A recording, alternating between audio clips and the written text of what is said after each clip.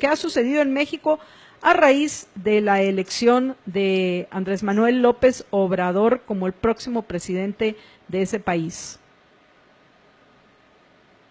Gracias, Marta Yolanda. Pues una de las cosas que más llamó la atención fue lo rápido que todos los candidatos, ya digamos, las estadísticas preliminares, sin las estadísticas oficiales del Instituto Nacional Electoral, que sería como el Tribunal Supremo Electoral de Guatemala, todos los candidatos se declararon perdedores a una hora y media de haberse cerrado las urnas a las 6 de la tarde. Entonces, pues eso llamó bastante la atención, y muchos mexicanos pues se están preguntando si es que acaso esto no significa que ya había un pacto armado, porque fue demasiado sorpresiva la manera en que candidatos que durante la campaña fueron durísimos con Manuel López Obrador, pues realmente reconocieron su derrota de manera inminente y casi inmediata. Entonces, esto despertó muchas dudas entre mucha de la población mexicana que pues se está preguntando si acaso no hubo un pacto, y que entonces desgraciadamente todas las personas que votaron por él buscando un cambio que ni siquiera te definen por concreto, porque muchos mexicanos te dicen, yo voto por el cambio de Manuel López Obrador, no porque crean un socialismo del siglo XXI, sino porque ya estoy harto del status quo que hay. Otros mexicanos porque te dicen que él va a acabar con la corrupción, otros que te dicen no va a ser el modelo de Venezuela, pero yo quiero un cambio. Pero cuando les preguntas en qué consiste ese cambio, más allá de decirte que quieren ver corruptos encarcelados, no se define estratégicamente. Entonces, eso es bastante preocupante sobre lo que ha pasado aquí en México. También, además, otro escenario, ¿no? Porque esa es una probabilidad, que lo que haya habido es un pacto y que al final, como dice el dicho, todo haya cambiado para que todo siga igual, y que de hecho la dictadura perfecta simplemente haya mutado, porque muchas personas que están en Morena antes pertenecían al PRI, empezando por el mismo Manuel López Obrador. El segundo escenario es que si López Obrador no hizo ningún pacto, pues que evidentemente se instale un socialismo del siglo XXI, estilo Venezuela, ¿no?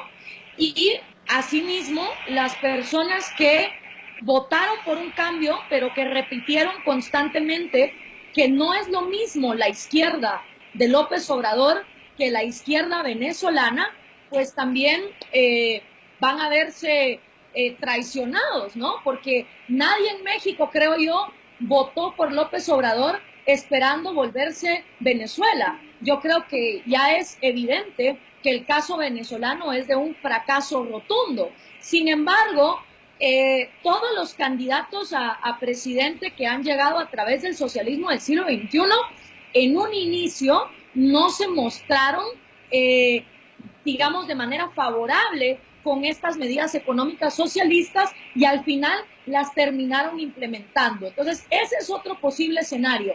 Y un tercer escenario es que López Obrador haya pactado, ¿no?, con los poderes fácticos del status quo.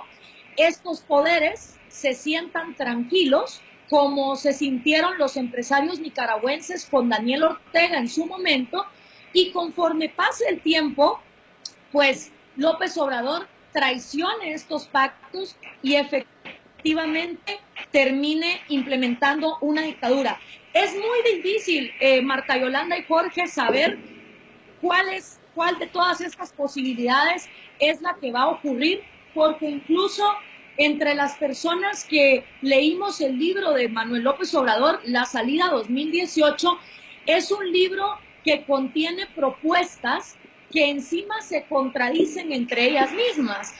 López Obrador en su libro habla de zonas francas de libre comercio, entre Guatemala y México, lo cual obviamente cualquier persona con ideología o con filosofía de vida libertaria o liberal, pues diría, pues qué bien, esa es una muy buena propuesta, pero al mismo tiempo habla de controles de precios, de una economía forzada hacia el campo.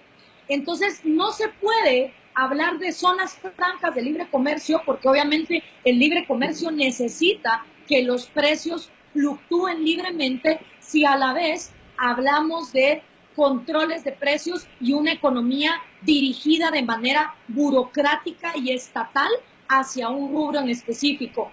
Asimismo, en este libro, él habla de un moralismo bíblico, de la falta que hace la Biblia en la moral de los mexicanos, critica la homosexualidad como una aberración, pero muchas personas que no leyeron ese libro y que votaron por él son de hecho de la comunidad de la diversidad sexual. Entonces, uno encuentra que muchos votantes mexicanos realmente no comprenden el proyecto de Manuel López Obrador, porque realmente dentro de este proyecto hay cosas que se contradicen y no sabemos cuál va a implementar. El segundo capítulo de este libro se llama La propiedad privada es un robo, y obviamente alguien que dice que la propiedad privada es un robo, entonces piensa que la expropiación está justificada.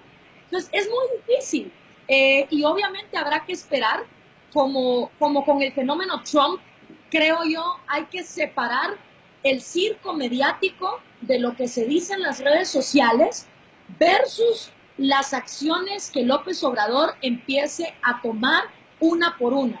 Y cuando él empiece a gobernar, pues entonces ver cuáles son esas primeras medidas, porque sin eso realmente no tenemos claro qué camino va a seguir. Él, cuando ha estado con empresarios, ha defendido la empresarialidad, incluso en un foro que se organizó con los candidatos que se llama Recupera tu Futuro, él se declaró liberal. Él dijo, yo soy de ideología liberal. Mientras que al mismo tiempo en su libro, cada 3 páginas, culpa al neoliberalismo de todos los males de la sociedad mexicana. Y nunca López Obrador ha dicho cuál es la diferencia para él entre un liberal, con lo que él se siente identificado, según lo que dijo en este foro, con un neoliberal. Entonces, ante tanta ambigüedad y un discurso tan disperso, es muy difícil saber lo que va a pasar. Lo que sí es preocupante y es un hecho es que mucha gente allegada al PRI y al PAN, que durante la campaña estuvieron advirtiendo que López Obrador era un peligro para México y comparando el caso venezolano con el mexicano, fue sorprendente cómo una vez ya López Obrador declarado ganador, en sus mismas redes sociales empezaron a decir, bueno, felicitamos al nuevo presidente, sabemos que va a ser un gobierno de coaliciones, donde todos trabajaremos juntos. O sea, la misma gente que durante la campaña estuvo en un tono bastante alarmista, luego se quedaron como muy tranquilos y muy pacíficos. Y eso es algo que muchos mexicanos están denunciando, como que todo cambió para todos seguir igual y que al final la dictadura perfecta va a prevalecer. Y por supuesto, los tontos útiles, una vez más, si este es el caso, los votantes que ilusamente votaron por un cambio, aunque no tengan definido cuál es ese cambio, y que realmente van a ver que el status quo vaya a continuar. Gloria, bueno, en principio coincido contigo. Ahorita yo veo, Gloria, ¿me estás escuchando? Es que estoy un poco confundida con el video. Va. Coincido contigo en todos esos escenarios. Agregaría uno más, porque a mí lo que me sorprendió de su primer discurso, el que dio, es la parte, te la voy a leer porque la copié textualmente, donde dice: mantengo mis ideales y principios, que son el destino más importante en mi vida, pero, y particularmente este pero me llama la atención, pero también confieso que tengo una ambición legítima.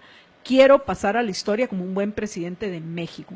Y a estas alturas del partido, cualquiera sabe, lo supo en su momento Lula, lo reconoció Humala en el Perú, Alan García en su segundo gobierno, saben que con las medidas socialistas, lo único que van a hacer es hundir a los más pobres particularmente, y acercarse a lo que hoy estamos viendo en Venezuela, ¿no?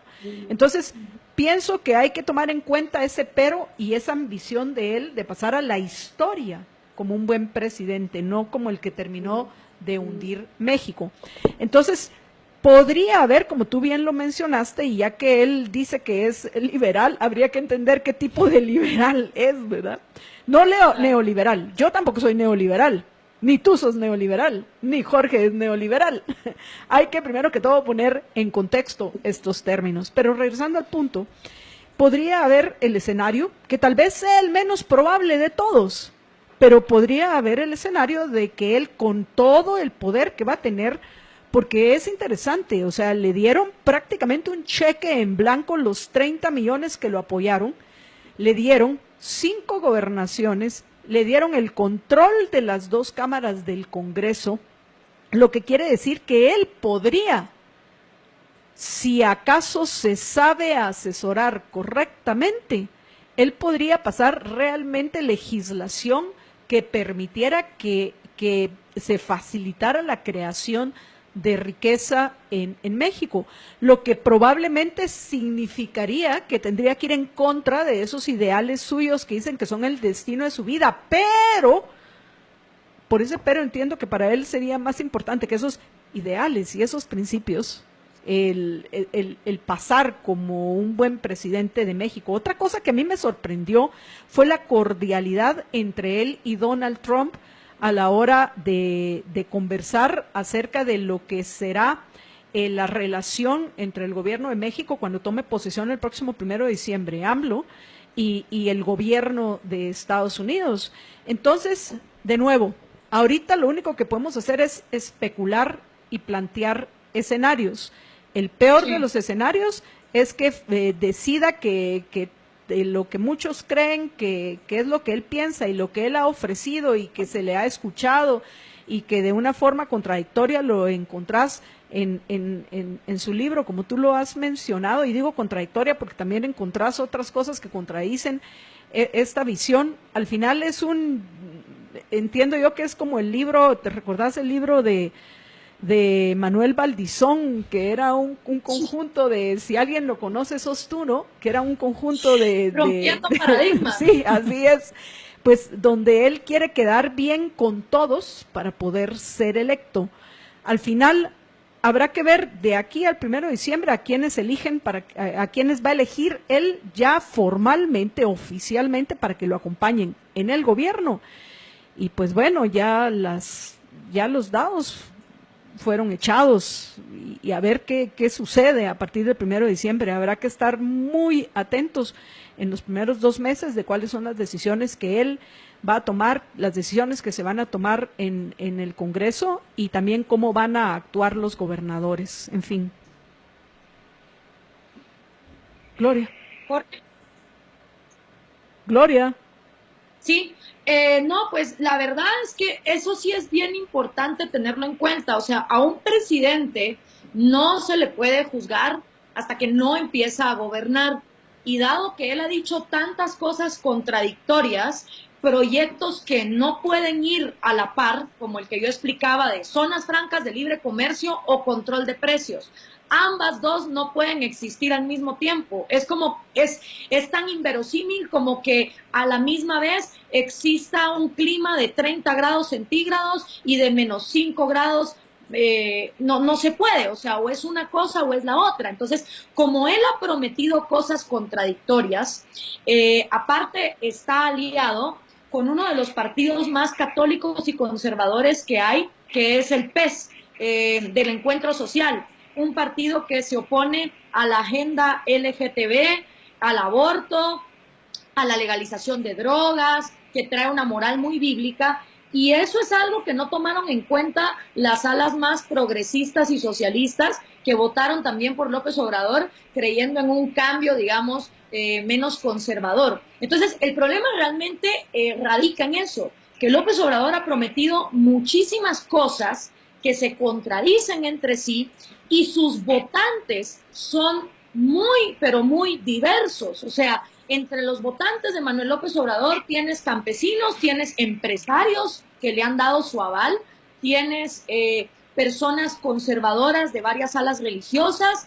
tienes personas de la comunidad LGTB, personas que buscan la amnistía con el narco, la legalización de drogas. Entonces, cuando tienes a todo un conjunto que busca por intereses distintos y donde tú has prometido cosas que se contradicen, hasta que no empieces a gobernar, no se puede empezar a juzgar. Obviamente él llegó con aplanadora, como decimos en Guatemala, o sea, tiene aplanadora total, tiene en el Congreso, en el Senado, en varias gobernaturas. Entonces, como tú dices, Marta Yolanda, tiene el poder para realmente implementar una agenda de creación de riqueza. Recordemos que México hoy por hoy está en el puesto 88 en el índice de libertad económica mundial, lo cual quiere decir que hay 87 países donde es más fácil emprender, hacer negocios, comerciar, importar, exportar, cambiar tus divisas a otra moneda que México. Menos inflación, menos corrupción, más transparencia. Entonces, si México hoy por hoy está en el puesto 88 en el índice de libertad económica, obviamente todos sabemos que con una agenda del socialismo del siglo XXI, eso solo se puede poner peor.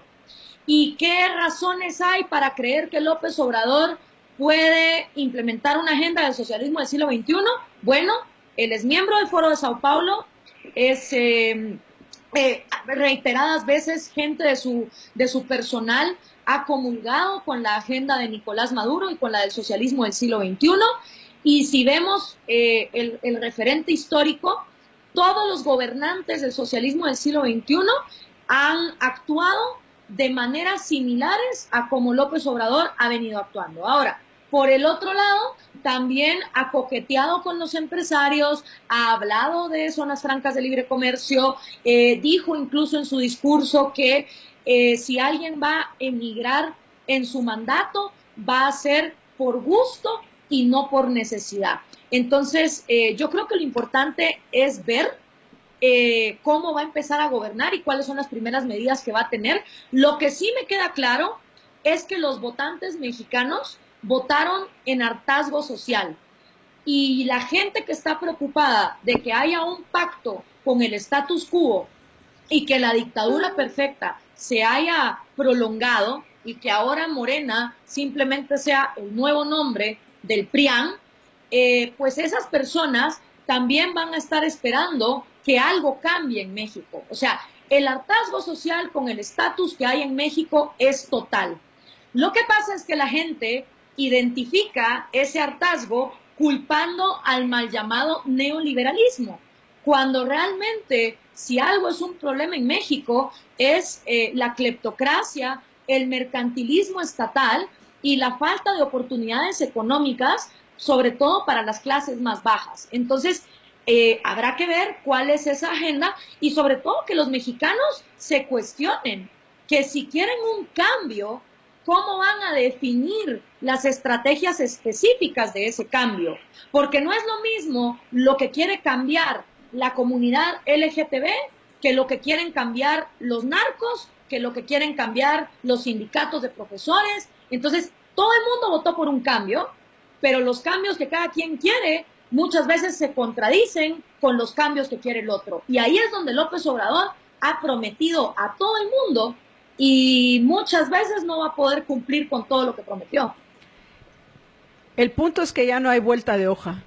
Es ya un hecho que, como bien lo dijiste, Gloria, Andrés Manuel López Obrador, con un poder total, aplanadora, como decimos en Guatemala, creo que a los mexicanos lo llaman de alguna otra manera. Carro completo.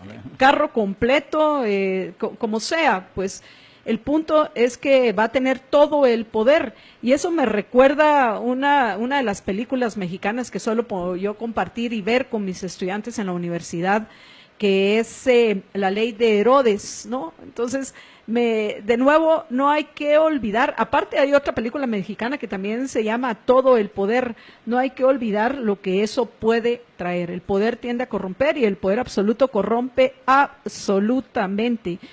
Y de nuevo, por eso, por más cansado y harto que estés de la corrupción, del abuso del poder, de la violación a tus derechos individuales a la hora de ejercer tu voto, al menos si algo querés cambiar, busca de alguna manera limitar ese poder.